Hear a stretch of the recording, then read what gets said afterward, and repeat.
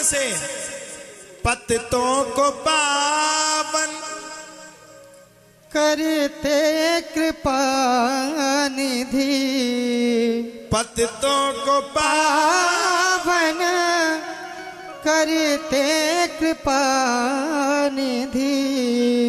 किए पाप हैं इस सुयस के सहारे, किए पाप हैं इस सुयस के सहारे, तो हम कैसे भव से लगेंगे किनारे।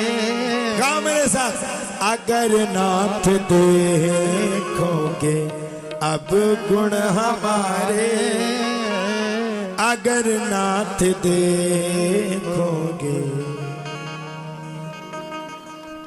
भगवान ने क्षमा किया राजा इंद्र को, क्षमा वरण को चाहिए। भगवान तो बड़े दयालु हैं।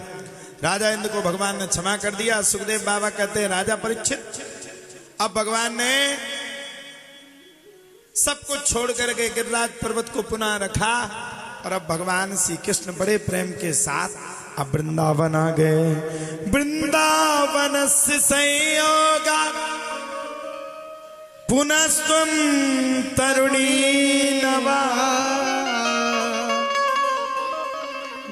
धन्यं वृंदावनो ये तेनो भक्ति नेत्यति यत्र च। वृंदावन में भगवान पहुंच गए। सुखदेव बाबा कहते भैया दोष के दिन भगवान ने गिरिराज की पूजा करी। 7 दिन तक भगवान ने गिरिराज पर्वत को धारण किया। भगवान को 9 दिन पूर्ण हो गए। 10वें दिन भगवान वृंदावन पहुंच गए और अब 11वें दिन बड़ी वैचित्रता यानी कि विचित्र स्थिति हुई। कौन सी विचित्र स्थिति हुई? 11वें दिन नंद बाबा एकादशी का व्रत रहने लगे। एकादशी वेद शास्त्र कहते हैं, हमारे परम पूजनीय मलुक पीठाधीश्वर भगवान कहते हैं। अच्छा एक बात आप लोग मानोगे कि नहीं? मैं तुम्हें सच्ची बात बता रहा हूं। इस कलयुग के साक्षात भगवान के किस किस को दर्शन करने हैं जरा बताओ। तो मेरी बात मानो, कलयुग के साक्षात संत के रूप में अगर कोई ईश्वर है, ईश्वर के रूप में अगर कोई संत है तो हमारे पूज्यपाद परम पूज्यपाद मलुक पीठाधीश्वर भगवान। एक बार आप लोग उनकी शरण में चले जाओ, मैं कह रहा हूं आपका कई जन्मों का पाप पुण्य में उदय हो जाएगा। ताली बजाओ एक बार हमारे लिए, गुरु जी के लिए। कलयुग के साक्षात ईश्वर है, साक्षात। हमारे गुरु जी इतने सरल हैं, इतने सरल, इतने सरल। अभी हम पिछली बार मिलने के लिए गए थे, झांसी में गुरुजी आए थे, गुरुदेव के दर्शन करने गया मैं। तो गुरुदेव मुझे इतना मानते, मैंने देखा गुरुजी को, अरे आओ भाई ऋषि रामदास जी। हमारे मलुक पीठ की एक परंपरा है, जो मलुक पीठ से दीक्षित होता है उसकी एक परंपरा है, वहां पर नाम गुरुदेव ही देते हैं। हमारे गुरुजी ने कहा आओ भैया ऋषि रामदास जी। मैंने गुरुदेव को चरण स्पर्श किया, दंडवत करके प्रणाम किया। मुझसे सब कुछ पूछने लगे, कैसे हो, घर परिवार बढ़िया। अच्छा ये बताओ हमारे गुरुजी के दर्शन किस किसने किए, जरा वो हाथ खड़े करके बताओ। अच्छा मोबाइल फोन पे किस किसने दर्शन करे गुरुजी के? हाँ, सामने से अगर आप बैठ जाओ तो इतना तेज है कि आप लोग 5 मिनट भी गुरुजी के सामने नहीं बैठ सकते। अच्छा एक बात बताओ, आज तक मैंने आप लोगों ने क्या हमारे मलुक पीठ वाले गुरुजी का कोई भी विवादित बयान सुना क्या? आज तक गुरुजी ने कभी किसी की बुराई की क्या? आज तक एक टिप्पणी बता लगा दो आप लोग, एक टिप्पणी। अरे हमारे गुरुदेव तो इतने सरल हैं, छोटे से छोटे व्यक्ति का और बड़े से बड़े व्यक्ति का सम्मान करते हैं। आज तक मेरे गुरुदेव ने कभी किसी का अपमान नहीं किया है। ऐसे हमारे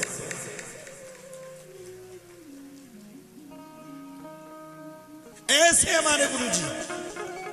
तो आप लोगों को अगर जिंदगी में कभी फुर्सत मिले तो मैं तो निवेदन करूंगा, एक बार जरूर गुरुजी के आप लोग दर्शन करना, एक बार दर्शन करना। और अगर अध्यक्ष हो, दीक्षित नहीं हो तो कहीं भटकने की आवश्यकता नहीं है, एक बार जरूर जाकर के गुरुदेव भगवान के दर्शन जरूर करना हो, दीक्षित भी हो जाना।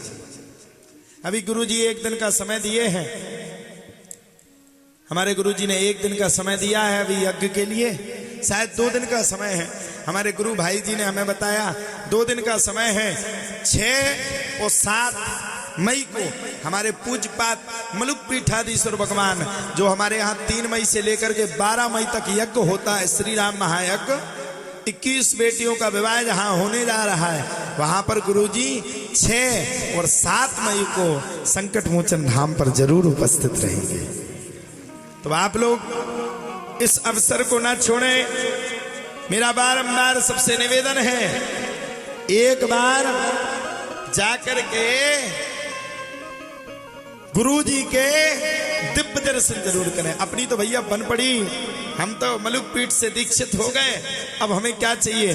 दुनिया में इससे बड़ा कोई सुख है ही नहीं। बोलो मलुक पीठाधीश्वर भगवान की। अब सुनो भैया, एकादशी के व्रत का नियम होता है, जो भक्त एकादशी का व्रत रहता है तो एकादशी का नियम होता है पारायण उसी स्थिति में करना पड़ता है। जैसे जब आपको व्रत छोड़ना पड़ता है ना, तो पारायण लिखा रहता है, दूसरे दिन पारायण होता है। ऐसे ही सुबह 4 बजे का ब्रह्म मुहूर्त का पारायण था। नंद बाबा थोड़ी जल्दी चले गए, और जैसे ही नंद बाबा गए, रात्रि के समय में जाकर के डुबकी लगा ली, यमुना मैया में डुबकी लगाई। तो जल के देवता का नाम है वरुण। वरुण देव को अत्यंत क्रोध आया, इतना क्रोध आया कि वरुण देव ने नंद बाबा को पकड़ करके अपने लोक में बंधी बना दिया। अब देखो भैया, जब नंद बाबा को बंदी बनाया, तब तक की स्थिति परिस्थिति बड़ी गड़बड़। नंद बाबा तो बंदी बन गए। सवेरे का अभी तो नंद बाबा ने डुबकी लगाई थी, और अभी नंद बाबा दिख नहीं रहे। आधा घंटा हो गया, 1 घंटा हो गया, 1.5 घंटा हो गया, 2 घंटा हो गया, नंद बाबा जब नहीं दिखे तो सवेरे ब्रजवासी कान्हा के पास पहुंच गए। अरे कनुआ, भगवान बोले क्या हुआ भाई, चलो मेरे साथ। क्यों, कहां जाना?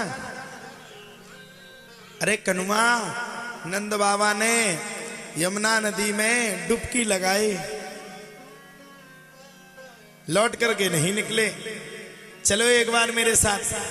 नंद बाबा को देखने के लिए चलना है। भगवान समझ गए। भगवान ने जब ध्यान किया, और जैसे ही भगवान ने ध्यान किया, वैसे ही भगवान समझ गए।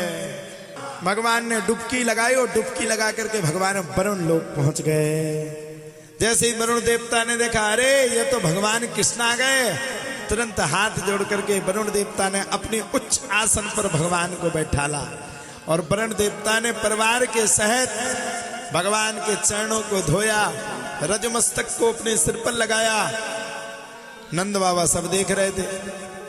नंद बाबा को बड़ी गुस्सा आई, बाप को तो जेल में डाल दिया, और मेरे खुद के लल्ला के जाकर के चरण धो रहा है, ये आखिरकार है कौन? मुझे तो लगता है कि होना हो भगवान कृष्ण ही भगवान का स्वरूप है। मेरा लाला कोई ऐसा वैसा नहीं, मुझे तो लगता है यही भगवान है। क्यों? बाबा के साथ पहले देख चुके थे, बाबा पहले भी देख चुके थे कि भगवान ने छुंगली पे 7 दिन तक पर्वत को धारण किया था। बाबा के दिमाग पे शक तो चल ही रहा था। अब तो वरुण देवता ने जब भगवान का पाठ पूजन क्रम कर दिया तो बाबा का शक सही में बदल गया। हो ना हो यही भगवान है रे, यही भगवान है। भगवान ने नंद बाबा को छुड़वाया और छुड़वा करके भगवान जाकर के सीधे लौट करके सीधे नंद भवन में पहुंच गए। जैसे ही बाबा को लेकर के पहुंचे सबरे ब्रजवासी आ गए। दूसरे दिन बाबा सबरे ब्रजवासियों के पास बैठे बैठे, अब देखो कई बार ऐसा भी होता है हमारे हृदय में कोई बात चल रही हो तो जब तक हम किसी को बता न दे या किसी के साथ शेयर न कर ले तब तक हमें चैन नहीं पड़ता। बाबा ने सभी ब्रजवासियों के साथ में खड़े होकर के सबरे ब्रजवासियों से हाथ जोड़ करके कहा, अरे ब्रजवासियों, मुझे तो ऐसा लगता है कि जैसे मेरा लल्ला ही भगवान का रूप और स्वरूप हो। अच्छा, भगवान का स्वरूप बोले? हाँ। सबरे विद्वासी कहते ये शक तो मुझे भी पहले से था, हो ना हो यही भगवान का स्वरूप है। ऐसा कैसे हो सकता है? अरे भैया, इतने बड़े पर्वत को छुंगली पे धारण कर लिया, ये तो भगवान की ही कोई अद्भुत कृपा है। बाबा बोले बिल्कुल, मुझे तो यही लगता है कि यही भगवान है। भगवान के जितने भी सखा थे सबरे सखाओं ने हाथ जोड़ करके भगवान के सामने प्रश्न कर दिया, प्रभु मुझे ऐसे लगता है जैसे कान्हा तुम ही भगवान का स्वरूप हो। भगवान ने सबरे ब्रजवासियों से कहा, अच्छा मान लो अगर मैं भगवान का स्वरूप हो तो क्या हो गया? अरे कन्वा, पहले क्यों नहीं बताया? हम रोज तुमसे बुरे बोलते थे, रोज तुम्हें डांटते थे, रोज तुमसे लड़ते थे। अरे भगवान बोले पागल है क्या? मैं ऐसा हूं ही नहीं, मैं भगवान का स्वरूप नहीं हूं। अरे नहीं कान्हा, मेरा दिल तो कहता है तुम ही भगवान का स्वरूप हो, तुम ही हो। सच्ची बात बताओ, तुम ही हो ना? अच्छा कनुआ, हम सब तुमसे बुरे बोले हैं, क्षमा करना, अनजाने में गलती हो गई। सुखदेव बाबा कहते हैं, राजा परीक्षित सभी ब्रजवासी भगवान श्री कृष्ण से क्षमा मांगने लगे। आप हमें क्षमा कर दें, आप हमें क्षमा कर दें, आप हमें क्षमा कर दें। भगवान कहते, मैंने सबको क्षमा के लिए हाथ जोड़े। भैया क्षमा मत मांगो, मैं भगवान नहीं हूं, लेकिन तुम मानते हो तो मैं भगवान हूं। बताओ मैं तुम्हारी क्या मदद कर सकता हूं? सबरे ब्रजवासी बोले, कनुआ अब तो एक कृपा कर दो, मुझे बैकुंठ देखना है, बैकुंठम योग दुर्लभम, मुझे देखना है। बैकुंठ कैसा है? बैकुंठ कैसा है? मैं देखना चाहता हूं, मेरा बैकुंठ कैसा है? भगवान बोले, बस इतनी छोटी सी बात के लिए सब लोग परेशान थे, चिंता मत करो, चलो मेरे साथ, मैं तुम सबको बैकुंठ के दर्शन करवाता हूं। और अब तो भगवान ने सभी ब्रजवासियों को साथ में लिया और ब्रह्म नदी में जाकर के, ब्रह्म कुंड में जाकर के भगवान ने डुबकी लगाई और सबरे ब्रजवासियों को साथ में लेकर के बैकुंठ आ गए। अब ये ब्रज है, ब्रज नहीं है, अब ये बैकुंठ है। और बैकुंठ का कड़क नियम है, क्या है? कर्म प्रधान पे सुकर जा, और जो जस करहि सो तस फल चाखा। बैकुंठ का नियम है, जिसका कर्म पावरफुल होगा उसी को भगवान मिलेंगे, और जिसका कर्म पावरफुल नहीं होगा उसको भगवान मिलेंगे ही नहीं। अब सबरे ब्रजवासी पहुंचे, चलो कनुआ अब भगवान विष्णु के दर्शन करें। जय विजय एपचा, भगवान के द्वारपाल खड़े थे, भगा दिया, हटो यहां से। कहां से आए? अरे राम राम राम। कनुआ देखो तो, इनने भगा दिया, भगवान विष्णु के दर्शन ही नहीं करने दिए। चलो एक काम करो, ब्रह्मा जी के दर्शन करवा दो। सबरे ब्रजवासियों को भगवान लेकर के गए, चलो भैया ब्रजवासियों के दर्शन, और ब्रह्मा जी के दर्शन कर लो। ब्रह्मा जी के दर्शन के लिए गए, सारे सेवादारों ने भगा दिया, भागो यहां से। बिल्कुल शांत माहौल वैकुंठ का, कोई किसी से कोई मतलब नहीं, बिल्कुल शांत। जब सबरे ब्रजवासी किसी से नहीं मिल पाए, तब तो भगवान से हाथ जोड़ करके कहे, भगवान से कहे, अरे लाला मेरे को बैकुंठ नहीं देखना रे, मुझे तो लौट करके अपने ही वृंदावन में लेकर के चलो। वृंदावन जैसा सुख तो बैकुंठ में भी नहीं है, मैं तो वृंदावन को देखना चाहता हूं। हाँ। भगवान ने